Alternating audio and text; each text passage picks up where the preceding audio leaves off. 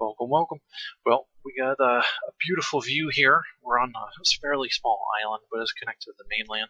The base is a 2x4 design, but we did do a honeycomb around the base, so it's really 4x6 in the end.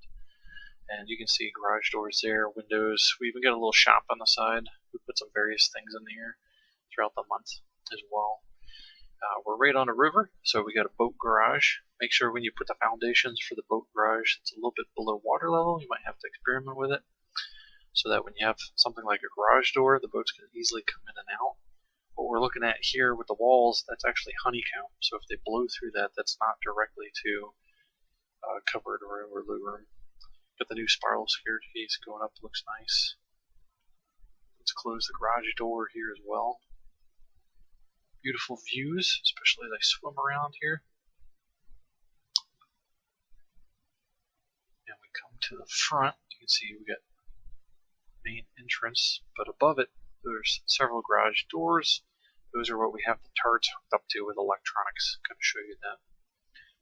Also, here's the heartbeat sensors on the outside. We actually have two of them, one on the left and right side of the base. Inside the base, we actually have multiple lights. So you can use these different ways, heartbeat sensors. Like I used it this time as hooked up to lights, so when it came in, we knew that somebody was just getting close to the base. We could also hook it up to your turrets for triggers. Now you can see we got several doors coming in here through the honeycomb, so if they blow through solid walls, it's going to be really hard to get to any of our important rooms. But they have to try to go through multiple doors to get into the heart of the base. Also got a bear rug up top. If you don't know about bear rugs, they can actually heal you if they're on the wall or on the ceiling. Of course, we got our workbench here, level 3. Awesome. Near the end of the way. Got our fridge, packed full of tons of food. Thanks for Rye Bread for cooking all the fish. Sleep in here along with Fukumi and Tharmal. We got lights up here, and you can see the red lights there. Those will actually turn on and spin if anybody's near the heartbeat sensors outside.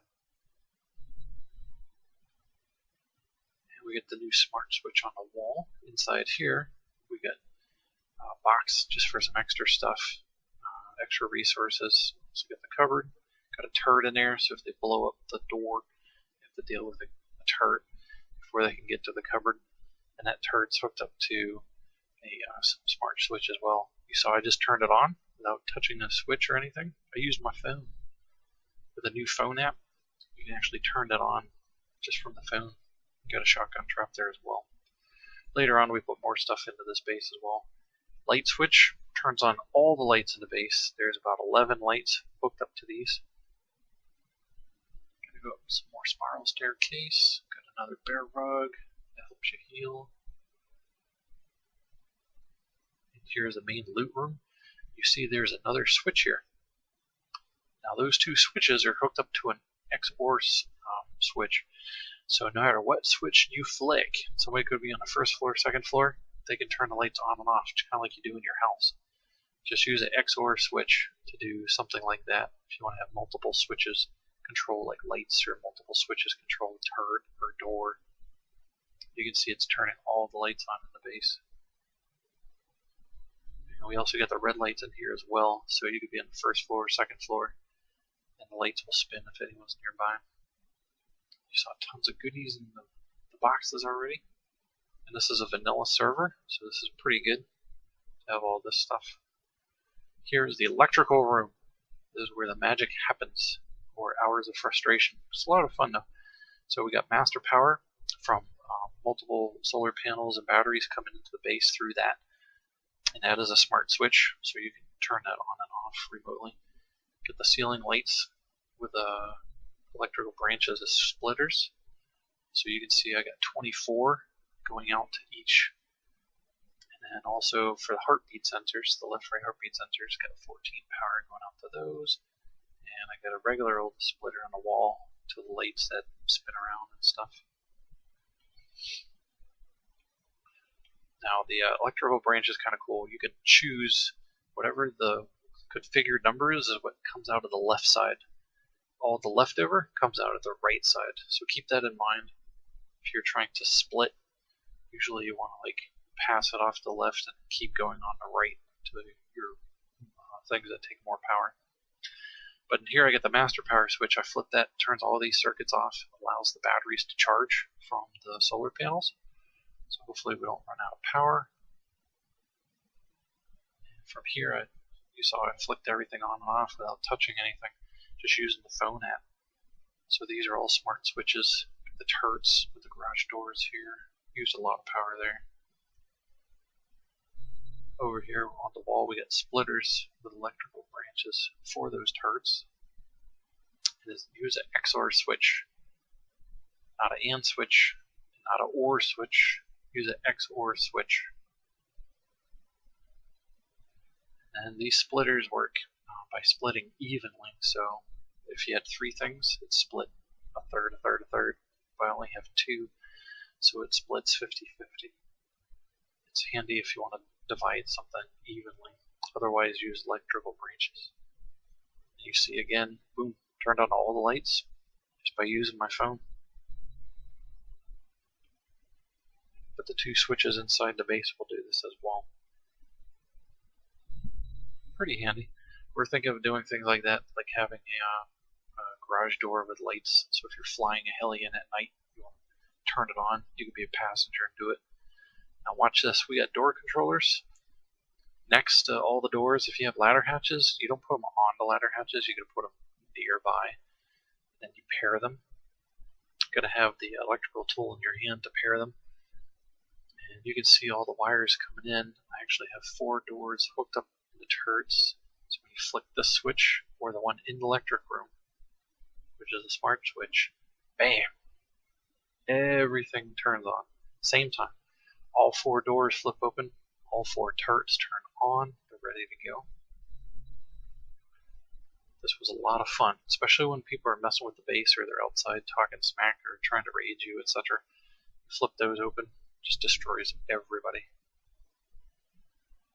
Get some views out here as well. Got little boxes so they can stand up and look out the windows.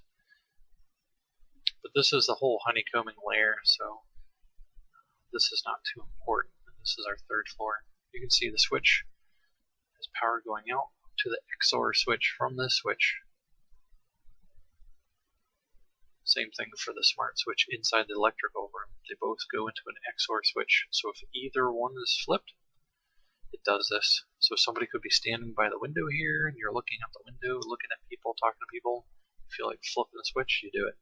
Or you do it inside the electrical room to be safe, or remotely with the app on the phone.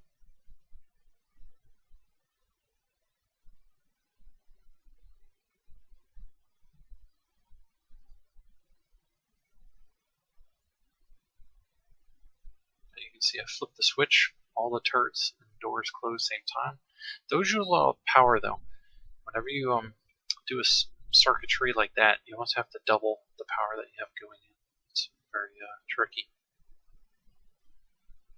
Up here we got multiple batteries and a generator, all hooked up to solar panels. I prefer solar panels. I'm not too fond of wind turbines just because of how they look, but the wind turbines are amazing. They provide up to 150 power. These only provide up to 20 or so power each. But if you daisy chain these together, you get up to 40. And then use the root combiner. The root combiner is amazing. It's the red box. You combine multiple power sources coming in. That's what it does. And a lot of components can't hook up to a root combiner. It really is just for splitting power, or combining power rather. So you can see I have 20/20 coming in, and then spitting out of those you can see there's 40 because they're getting maximum power. By the way, for the solar panels, tip for you, try to actually have them point east and west as much as possible. Don't have anything above them blocking light. It actually does make a difference. You can see them pointing east and west here. And that's how you actually get maximum power, just because of the sun coming up and down. If you put it north and south, it actually makes a difference.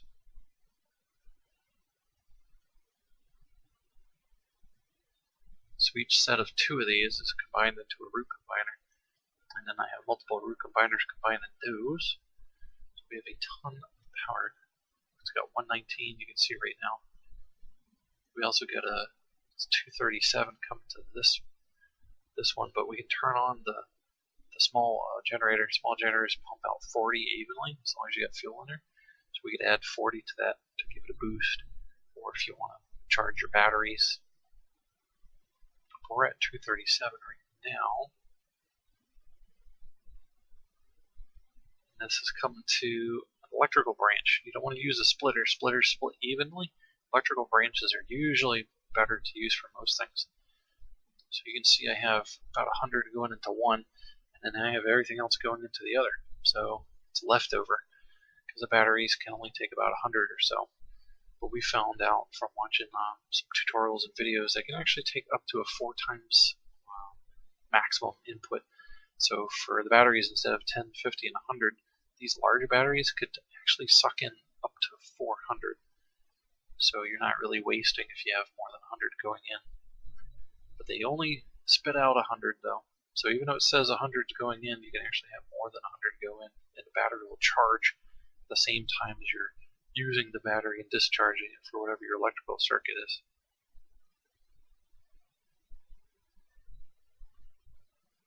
So we have a ton of power in this base right now, about 236, 237, because of all the stuff, all the goodies we got hooked up.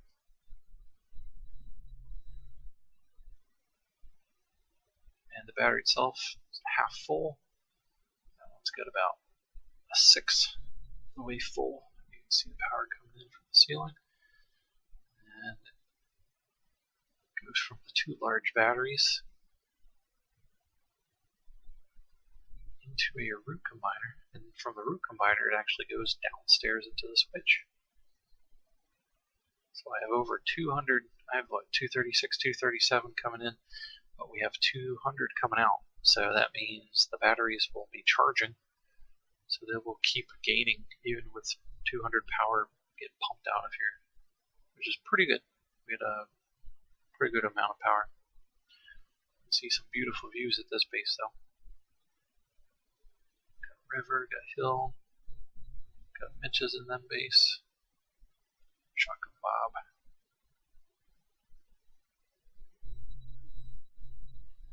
Again, as long as you have more power going into a battery than coming out, it'll stay on. It's very frustrating at rust if you try to mess with electricity. You can easily run out of power, and then you hear turrets or lights flickering on and off over and over. What that means is you probably just don't have enough power coming in, and you have too much power going out. So we always want that number coming in to be equal or greater than what's going out. So that's why we combined 2 of these, so we have a steady up to 200 coming out, that root combiner. Later on I actually added a 3rd large battery, some more root combiners, so then we're pumping out close to 300 on a regular basis. Now you can always just turn off one of them, like I just did. You can clear the circuit, and what that does is it allows the power to go in, no power coming out of the battery. It's a great way to just charge a battery real quick, especially if you have some sort of electrical issue you're trying to figure out. Now this is 2 garage doors. This is a courtesy of Salsa's idea. You can actually land minicopters pretty easily if you hold down your crouch button when you're moving forward or backward. They drive. They don't lift at all. They don't fly at all. So you can have a garage here, and you can see for we could put up to 2 minis in there. You do need space. You need for each mini like 1x3 or 1x4. So we have a little bit to land, a little bit to maybe like turn around, etc., steer, and then you need your garage. A minimum you could do it is probably like 3 squares long as a minimum.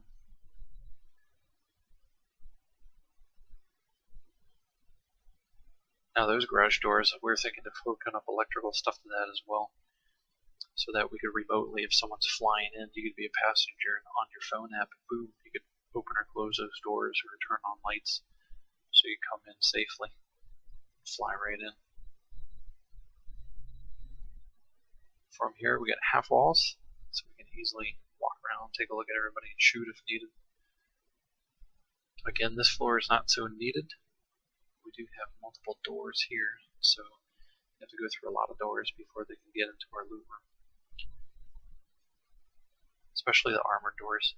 Now I turned off the master power and turned it back on, and you can see the 200s coming in. We got split 106 off to the left. That goes for the turrets. Everything remaining is going to go off to the right side. Now these are counters. I love these. These are so handy, especially if you're trying to figure out a circuit. I actually had more of these up on the wall. I had like 9 of these up at one point. And they draw 1 power, so if it is hooked up to a battery, they will continually drain a battery. Put them after a switch. A switch should be the thing that connects to a battery first if you're going to do any sort of fancy electric stuff. Otherwise, you're going to be continually draining the battery. So you can see that here's the XOR switch that I'm pointing at. The garage doors, whether I flip the switch here on the wall or the other one by the windows, it's going to turn the XOR switch on and off. The reason why the 106 is I actually, because of doing this, you kind of need twice the power. So I needed about 53 power per turret, splitters, electrical branches, and all the garage doors. So that's why I have 106 getting siphoned off to the left side for the turrets and the garage doors. Now for these with the branches, you saw there's only 3 going out.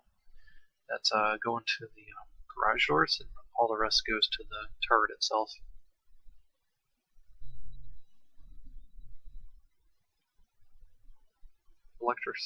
Electric stuff, a lot of trial and error.